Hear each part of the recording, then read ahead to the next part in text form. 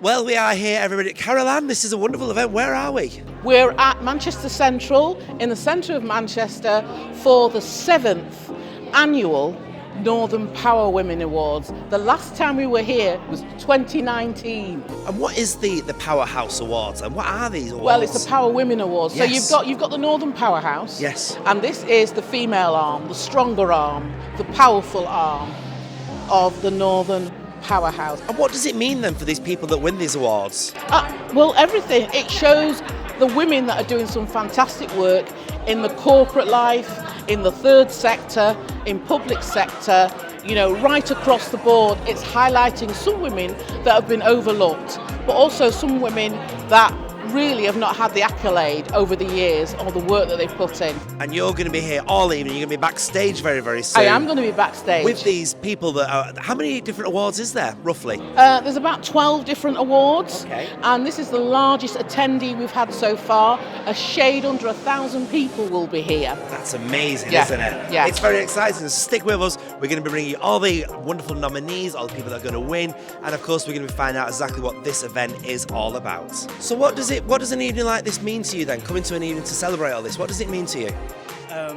So what it means to us as a university is celebrating the diversity and at the same time making sure that we have a powerhouse of women who are running the university and inspiring the next generation. So the Vice Chancellor, Shirley Condon, she is on her way here. So it's very special for us to come to an evening like today and celebrate the great strides that the university has made along with the women that we are celebrating tonight. Amazing. Now, as a woman yourself, these awards must be very special. How do you go about inspiring the next generation of power women?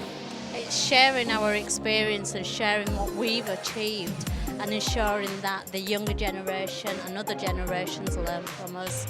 You are looking fabulous. Now, this is a marvellous event tonight. What does it mean to you, an event like this? I love the Northern Power Women. I love everything that Simone's done, all of her ambition in setting it up. She just is a person who supports women. Whatever they're doing, she'll get behind them. And how does she go about supporting these women? She just does it in such a genuine way, and I think that's why she's got such support behind her from sponsors, from guests. I'm not nominated I was nominated this year, but I didn't get through to the final. I'm still here because I believe in her ambition and her vision for this whole Northern Power Women idea. It's very rare, isn't it? It's really rare that somebody so genuinely wants to make a difference. Yeah. And she's set it up with a massive heart, hasn't she? Yeah. And she's just managed to keep that going, and it's just got bigger and bigger and bigger, and I think everybody can see how genuine it is. It means so much because it's giving women a chance to have a voice and be recognised for all their hard work as well, not just in certain boroughs. And since I was asked to be a judge as well, and I'm on the futures list as well, so it's double fun. So what does it mean being on the futures list for you then?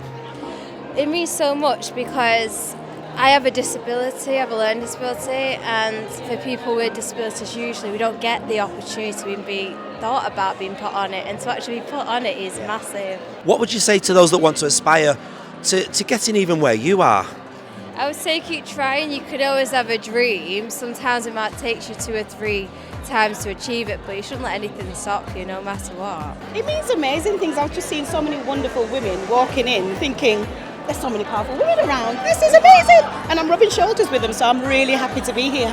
What does how would you describe a powerful woman? A woman who's just chasing after her dreams, getting it done, standing shoulder to shoulder with the men.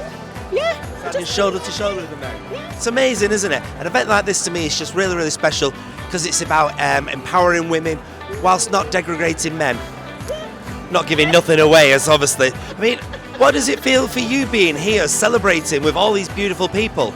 It's great. It's a real opportunity to meet different people from different backgrounds, come together and just celebrate everyone's achievement. So for me, this is the best thing. This is the best night. On a Monday as well. On a Monday, and a great excuse to dress up as well, everybody. Glamour, glamour, glamour, eh? Here we have Heather Waters from NatWest, and NatWest are one of the sponsors of the Northern Power Women Awards How many years is that now that NatWest has sponsored the Women's Ooh, I think it's 5 years because we've been involved since day one. So I think it's the 5th year this year. And why does NatWest get behind this evening? So, A, to celebrate the Northern and to celebrate the women. So NatWest have been involved in women in business now for 20 years, and we relaunched the Rose Review, which is there put together to help women overcome the barriers to female entrepreneurship. So for those 2 reasons. It's amazing, isn't it? Amazing. NatWest kind of are getting more and more known for helping out businesses, helping out people now, aren't they? Yes, I mean, we're a purpose-led bank, so everything we do is about helping individuals, families, society, and obviously business owners as well. So it's what we're trying to do every day. What would you say is the reason why people should aspire to be on this list and aspire to be part of this evening? So it's fantastic to, first of all, recognise the women who are already on there, but these are your role models. So if you think you'd like to start a business or grow your business, then have a look at the women who are winning tonight, look at those organisations, and actually be brave, put yourself forward for it, because you won't win anything unless you're in it. What does a night like this mean to you as a woman? You know what, it's great to see loads of powerful women who have made a difference in different categories. I don't see myself as a power woman because I'm leading a charity. These are all very successful business women, but it's great to be around women who are making a difference in the world. So. Perhaps tell us a little bit about your charity then. Yeah, it's the Maggie Foundation, and we support survivors of childhood sexual abuse, and we also advocate and fight for victims who are still being failed by the system. So it's kind of taken over my life, and I didn't seek it out, let me tell you, and I want a little bit of my life back, but we're making phenomenal difference in the lives of those who sometimes don't have anybody else to fight for them. So you were on the power list. You are part of this power list that we're celebrating today. What does that actually mean? Oh, it's amazing. Simone is brilliant. This whole movement, what's fantastic about it is about equality in the best way. It's all done very positively and powerfully, not in a negative way. Nobody gets left behind. Everybody works together to make everybody more equal. What is it you're actually coming here to celebrate today? What is the highlights of this event for you? Well, I'm on the table with the Rugby Football League, so I'm a non-exec director of the Rugby Football League, and we're up for, I think it's Small Organisation of the Year. And we've also got a new power lister and a new future lister on the table as well. Oh, fantastic. So what does it mean to have a future power lister on the table with you then? So it's meaning that somebody who's quite young and relatively new into the world of business, at the future is going to be powerful. I think that's what the whole future list is about. I can't believe there are so many beautiful women in one room after COVID when we haven't been together, but just so great to celebrate being a woman, and after the International Women's Week as well, coming together is so great. Yeah. What does a night like this mean with all these wonderful people here for you? Well, it just shows you the power of women, that together we can support each other. We know that guys have their own clubs, don't they? They play golf, they go to the bar. This is what we do, to meet each other and actually to drop the ladder for other women and to, enable all women to flourish. Yeah. And can I just say that my daughter tonight is hosting her own drag show, The Glory, in Hoxton. She's an award-winning drag queen, and I'm just loving your style, darling. And I love the win. It's gorgeous. IKEA. From IKEA? Yes. How wonderful. I mean, what a brilliant night to celebrate. What does it mean to you being here to celebrate this? We're just really excited. It's the first year that we've been. We nominated a few people, but we're excited to spend some time, get to know a few people, and just, really feel empowered to be here and be around loads of women. You say you've nominated people. How did you go through the process of deciding who to nominate? So we've had, I suppose, quite a challenging couple of years with everything that's been happening, so we just really thought about who's really contributed throughout that period of time, and really sort of driven the gender equality piece that we've got going on in work at the moment. And this lady was also nominated and also did some nominations. So. Hey, I mean, how does that feel for you? Oh, it feels brilliant to just be here being part of the night. Regardless of whether you get shortlisted, I think it's just a really nice night to be part of. And then just to add to what we've been doing in the business, I mean, just recently we've started a women's forum where some really loud speakers have been talking about themselves, their careers, their home life, the balance that they have, and I think that's allowed us to elevate people and have a bigger voice in the business today. Really important to us. Why is it so important to be able to speak, to be openly able to speak? I think it's really important because we have a business and we have a business agenda, but we know today that having a diverse workforce, diverse leadership brings different voices, and that's so important to us, and gender equality is a really big focus of ours. So the more that we can do to look at how we can work part-time contracts, flexible contracts, and really exploring what can make people step up in a role, not just what we normally do, but what could we do differently is really important. I just think it's fascinating. I mean, this is IKEA. IKEA, people think of it as a company where you get furniture from, but actually behind the scenes there's so much more structure going on these days. Yeah, definitely. And we are, I think people probably recognise us as a relatively diverse business, but we do recognise there's always more to be done as well. GM Moving's getting moving back into everyday life for everybody. So we can all be happy and healthy and connected and get to where we want to get to. Is this a new initiative? No, it's been going for since 2015. And it continues to grow, so it's a movement. So the idea is that everybody can join in. It's about all of us, because we all benefit from moving more, and we can all help each other to move more. Fantastic. Where did the idea from that come from? So I think various different partners across Greater Manchester came together and recognised that there's a real need to kind of design moving back into people's lives, because it's been designed out, hasn't it? It's been stripped out of our lives, and we were, as human beings, I mean, look at us, we're beautiful human beings. We're designed to move our bodies. And yet people have put us in front of screens and they've sat us down and they've made us, static. And we're not meant to be static. Professor Erin Mabel, MBE, DL, ABC, my son does that. And JP. Very good. What does tonight mean to you? Oh, it means a lot, actually. I'm really excited. I was speaking to some other women this evening, earlier on in the evening, and, one of them was saying that, she's here. She said, oh, I'm just a small charity. And I said, well, I don't think it's about whether if you're big or small. It's about the influence that you have and the influence you can have not only on your community but on other people. And for someone else to recognise that, about myself, I think it's absolutely fantastic. I mean, because your story is just fantastic. It's a sad but beautiful story, isn't it? And I suppose this is what a lot of the women here are kind of celebrating. These people like yourselves who are inspiring because of tragedy is born, wonderfulness. Absolutely. And the thing is, sometimes, what we're doing, we don't plan to do that. Because I know that if, it's like 25, 30 years ago, if I decided, I'm setting up a charity and it's going to do this, that and the other, I probably wouldn't have done anything. It wouldn't have met its targets. But because it was a community response, and it was a response to something real that affected real people, and you just wanted to get in it, you find yourself right up close and personal, and just basically just taking charge and doing what you feel needs to be done. It's your Manchester. Now you can watch us in even more places. We're on the new Sky Glass service and through your Sky Q box as well. We're on Apple TV, Amazon Fire TV, and via most smart TVs. Watch us on your iPad or tablet, on your laptop, or even on your phone. Our audio podcast is on Spotify, Google, and Amazon. Join us live Wednesday 2 p.m. Can you see? In 2020, I was added to the Northern Power Women Power List, but we had to do it online in 2020, so I couldn't have all the pomp and circumstance, even though we did it online and it was lovely. I couldn't come here. But today we have got almost 1,000 people here at the Northern Power Women Awards who will win, who will be highly commended. Who knows? There are some movers, some shakers, some future listers and some power listers.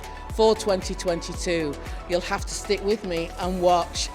It's going to be so exciting. What does a night like this mean to you guys?